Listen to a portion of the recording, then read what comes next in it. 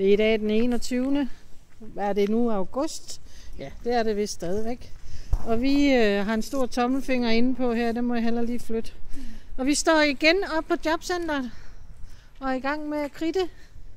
Fordi vi er stadigvæk hamrende utilfreds med Randers Kommune.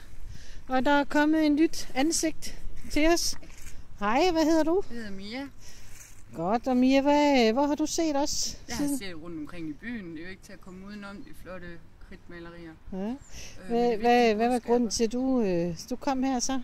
Fordi at der er så meget, vi kan bruge ytringsfriheden til. Jeg synes, det er en genial måde at gøre det på, fordi det er lovligt, og det ikke er hærværk, og det er så vigtigt at sige, når der er noget, man er imod. Det er nemlig rigtigt. For eksempel nyttejobs, som ikke er til nogen verdensnytte. Ja, som ikke er til nogen verdensnytte, det er faktisk rigtigt nok. Hvad gør det ved dig? Altså, nu tænker jeg lidt på, du har skrevet det her fine noget her. Hvordan får du det af kridte? Er det noget, der giver dig noget, eller er det bare sådan... det er fedt ligesom at gøre noget, selvom det ikke er meget.